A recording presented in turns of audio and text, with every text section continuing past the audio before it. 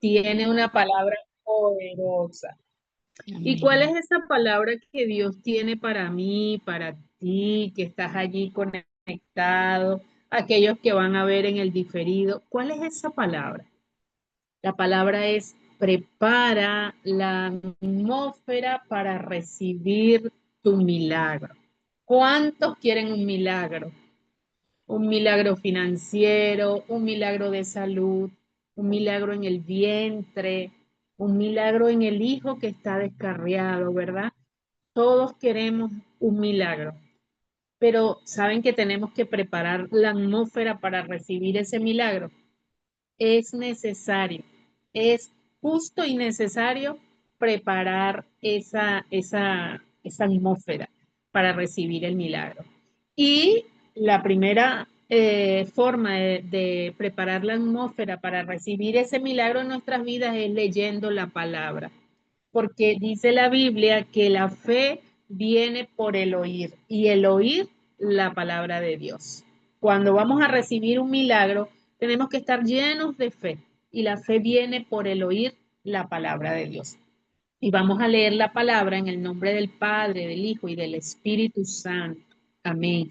En el libro de Juan, capítulo 6, versículos del 1 al 15. Esta historia, digámoslo así, se titula Alimentación de los 5.000. Dice la palabra. Después de esto, Jesús fue al otro lado del mar de Galilea, el de Tiberias, y le seguía gran multitud, porque veían las señales que hacía en los enfermos. Entonces subió Jesús a un monte y se sentó allí con sus discípulos. Y estaba cerca la Pascua, la fiesta de los judíos. Cuando alzó Jesús los ojos y vio que había venido a él gran multitud, dijo a Felipe, ¿de dónde compraremos pan para que coman estos? Pero esto decía para probarle, porque él sabía lo que había de hacer. Felipe le respondió, 200 denarios de pan no bastarían para que cada uno de ellos tomase un poco. Uno de sus discípulos, Andrés, hermano de Simón Pedro, le dijo, aquí está un muchacho que tiene 5 panes de cebadas y 2 pececillos. Más, ¿qué es esto para tantos? Entonces Jesús dijo, haced recostar la gente. Y había mucha hierba en aquel lugar, y se recostaron como en número de 5.000 varones. Y tomó Jesús aquellos panes y habiendo dado gracias, los repartió entre los discípulos y los discípulos entre los que estaban recostados. Asimismo, de los peces. ¿Cuánto querían? Y cuando se hubieron saciado, dijo a sus discípulos, recoged los pedazos que sobraron para que no se pierda nada. Recogieron pues y llenaron 12 cestas de pedazos que de los 5 panes de cebada sobraron a los que habían comido. Aquellos hombres entonces, viendo la señal que Jesús había hecho, dijeron, este verdaderamente es el profeta que había de venir al mundo.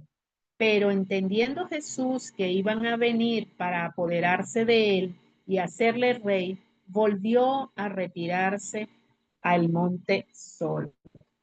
Padre amado, Señor, en el nombre de Jesús, te damos gracias, Señor, por esta palabra, Señor, porque tu palabra es viva y eficaz, Señor. Gracias por ese rema que tú le vas a dar a cada uno, Señor, por el que me vas a dar a mí, el que ya me diste, pero el que me vas a dar en este momento, Señor.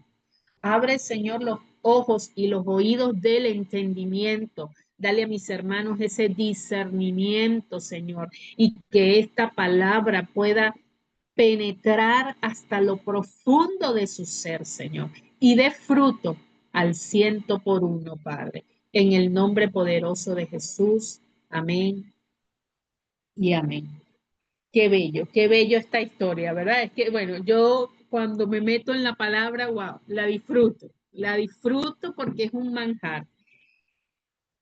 Y vemos que en esta historia hay varios personajes, ¿verdad? El primero es Jesús, sus discípulos, una gran multitud de gente.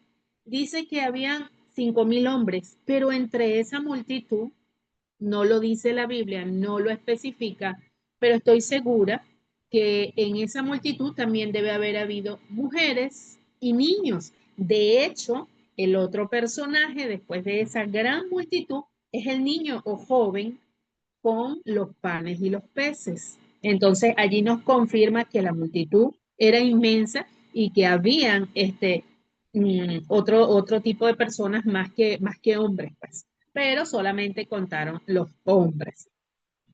Dice que estaba ese niño con su merienda, con su provisión que él había llevado.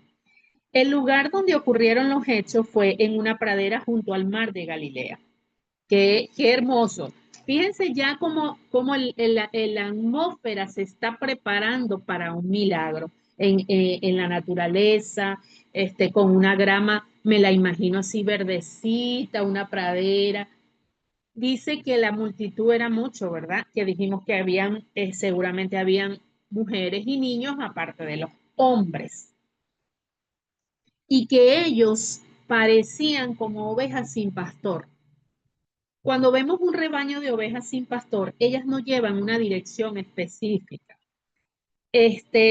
Yo estuve en el Guárico y en el Guárico se ve mucho eso, que sacan las ovejas a pastar y el pastor tiene que estar allí con ellas constantemente porque se dispersan. Y él les va marcando la dirección específica, en este caso, dónde van a comer. Muchas veces las amarran. Las amarran ellas son tan dóciles que les ponen una cuerda en el cuello y las amarran de una hoja de matica, por decirlo así, que ellas apenas jalan, la rompen. Pero así son las ovejas, son muy, muy sumisas, muy mansas. Cuando las ovejas están dispersas, están expuestas al peligro. Así Jesús veía a la multitud. Notemos también que Jesús hace una pregunta a los discípulos, algo sin sentido aparente.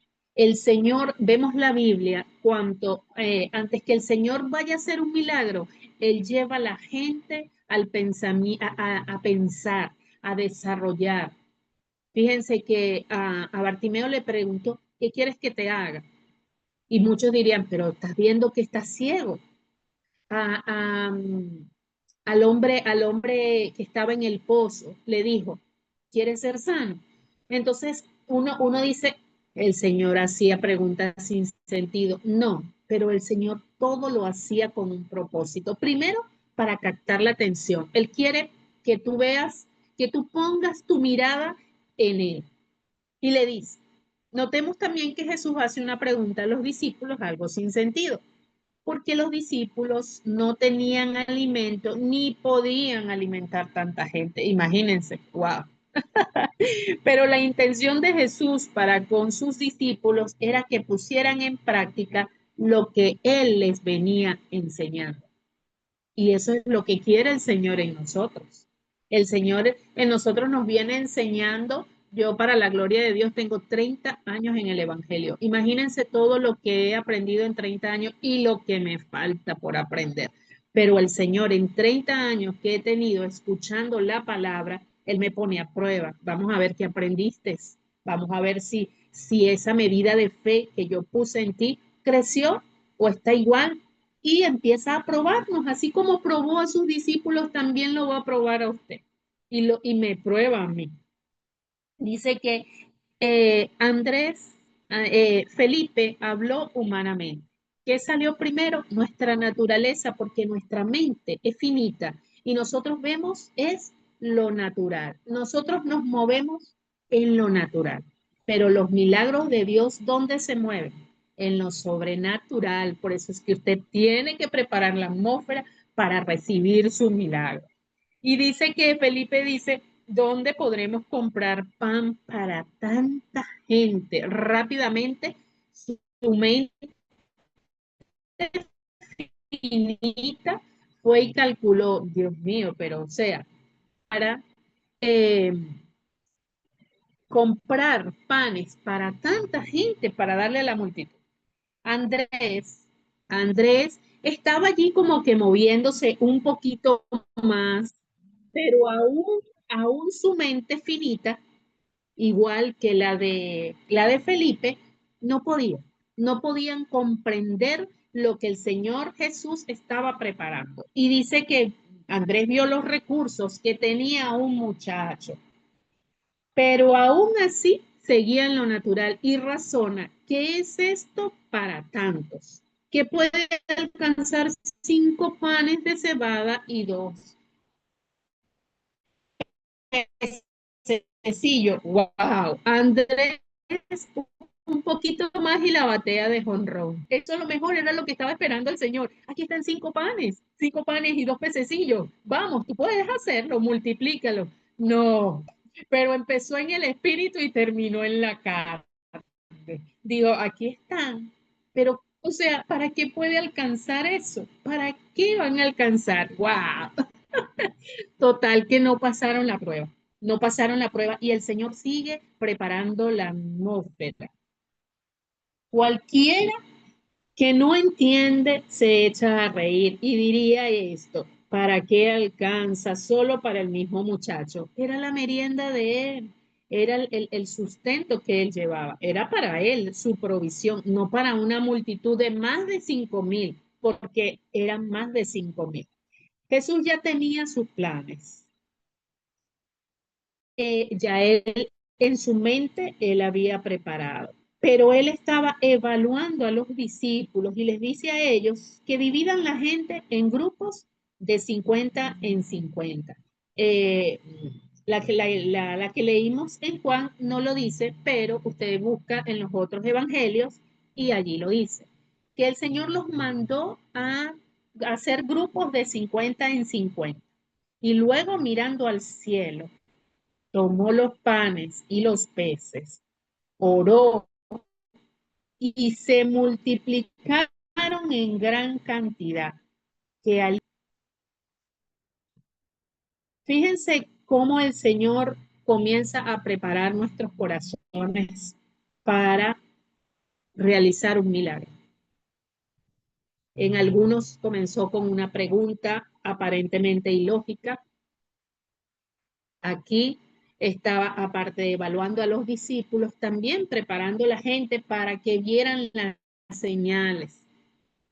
Ahora, yo analizando esta historia, leyéndola, que es muy bella, que uno se recrea en su mente, visualiza aquella pradera verdecita, que el cielo. Me dijo una hermana que fue a Israel y me dijo, wow, o sea, lo que más me llamó la atención de Israel es el cielo, el color del cielo. No me lo vas a creer, pero ella es venezolana. No es el mismo cielo, no es el mismo color que vemos aquí en Venezuela.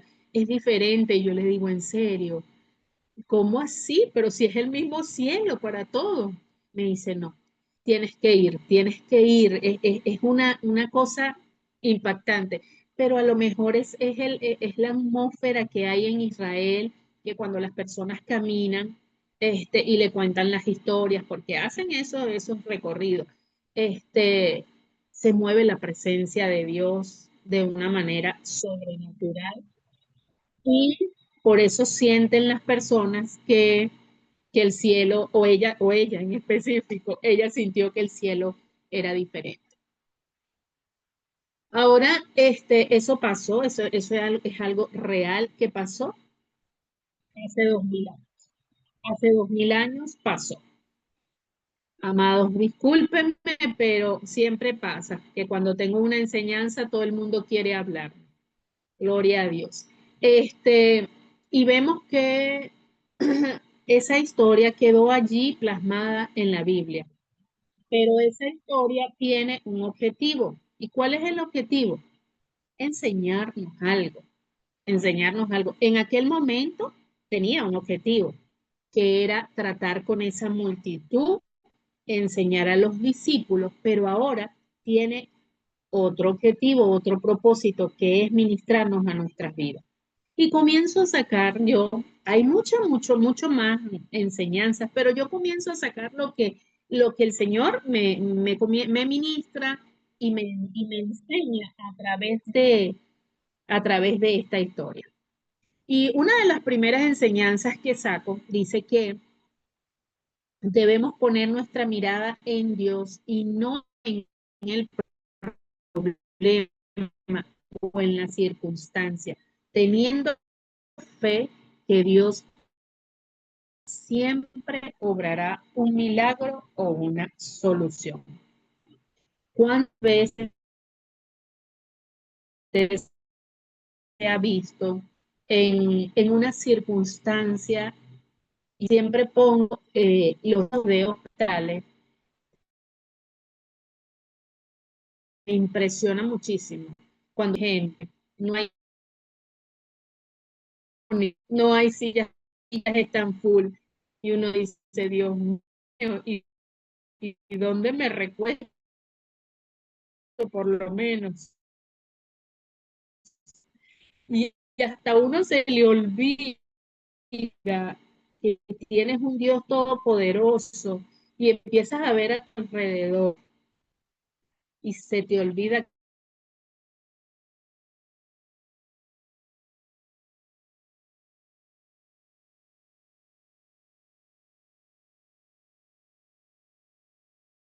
enseñanza, hermano, que saco, que saco yo de esta historia es cuando ponemos nuestras provisiones o nuestros ingresos en manos de Dios, siempre son multiplicados para saciar no solamente nuestras necesidades, sino también para compartir con los que están en necesidad.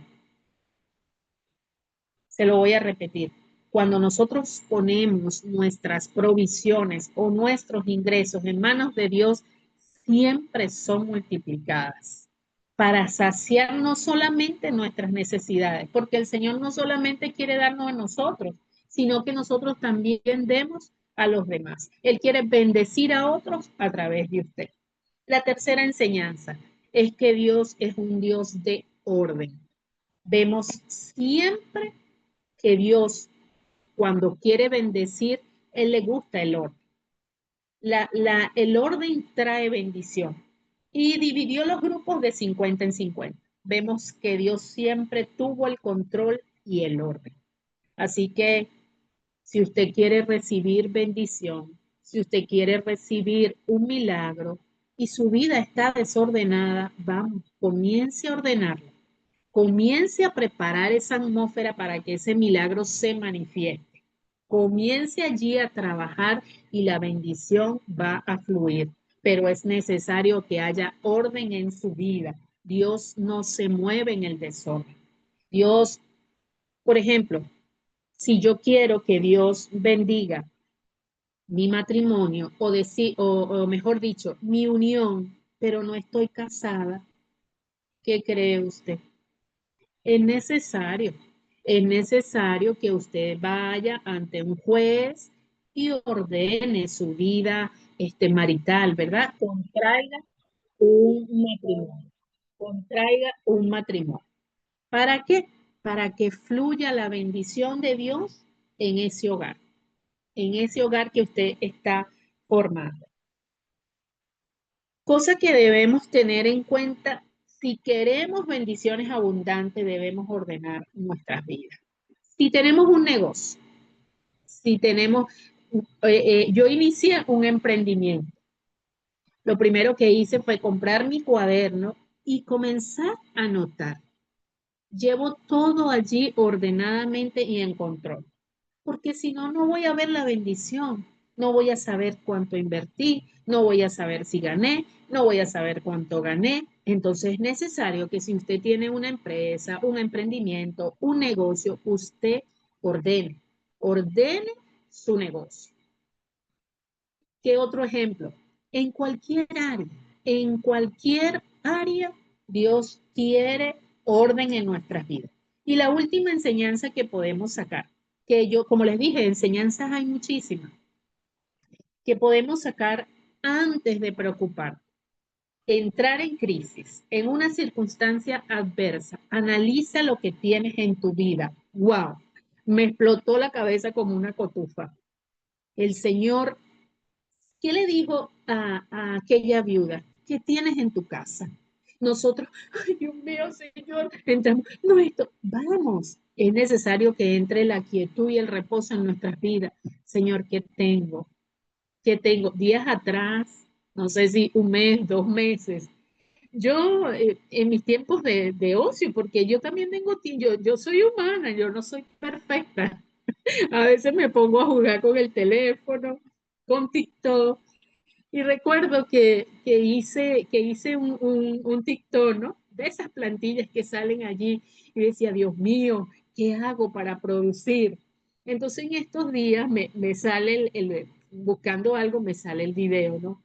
Y veo como ya Dios estaba obrando en mí y estaba yo analizando qué tengo, Señor, que tú puedas usar, qué tiene usted en su casa, qué tiene usted en sus manos, qué tiene usted en su vida, qué talento tiene usted que Dios puede usar para multiplicar las bendiciones en su vida y para ser de bendición a otros.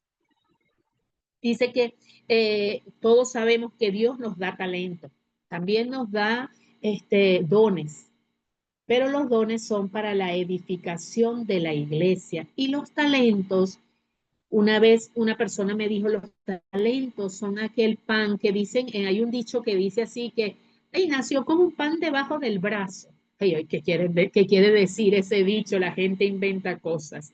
Pues un día, hablando con una persona y reflexionando, yo digo, bueno, ese pan debajo del brazo son los talentos. Ya Dios te manda con un pan debajo del brazo, te manda con un talento para que tú explotes ese talento y puedas traer bendición a tu vida. Dice que Dios nos da la voluntad para salir siempre victoriosos, siempre victoriosos. Y por último, la actitud del joven cuando le piden su alimento. Eso no lo habla la Biblia, no lo habla. No dice si el joven argumentó, si el joven dio dispuesto lo que tenía, no lo dice. Pero yo le pregunto a usted, si el Señor le pide algo a usted para bendecir su vida y bendecir la de otro, ¿cuál sería su actitud? ¿Cuál sería? Ay, sí, Señor, toma, esto es lo que tengo. No, nosotros, no, por ejemplo, si es económicamente, Señor, pero mira, lo que tengo son $200 y eso lo tengo planificado para esto, para lo otro. De verdad que en esta oportunidad no sé, no creo conveniente compartirlo. ¿Cuál es nuestra actitud? Y volviendo a leer, después que saqué la enseñanza, volviendo a leer la historia, cuando el Señor le dice a los discípulos, vayan y recojan los pedazos que sobraron.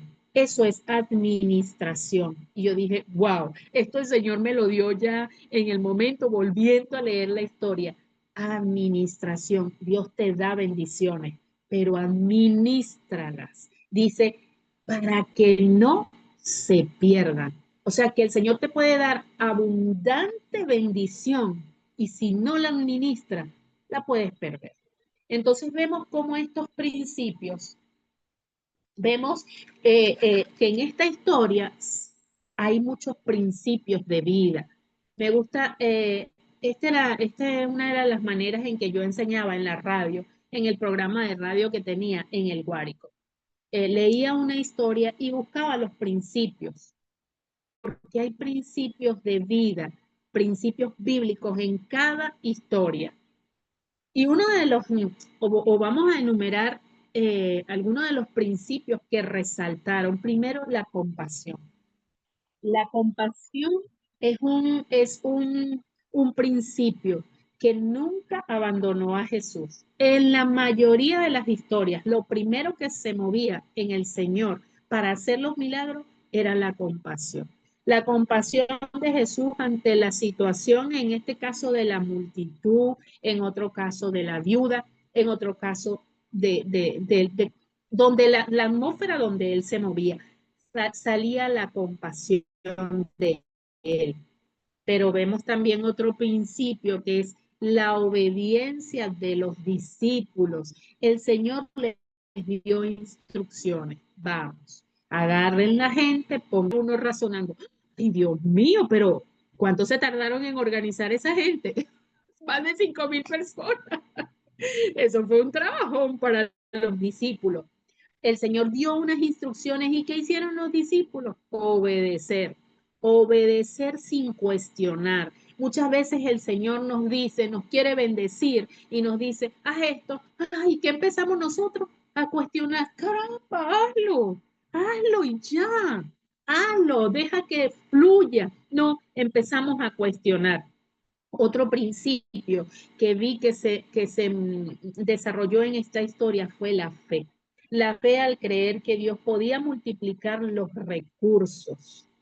Otro principio, la fe. Comenzamos diciendo que eh, la fe comienza por el oír y el oír la palabra de Dios. Y sin fe es imposible agradar a Dios.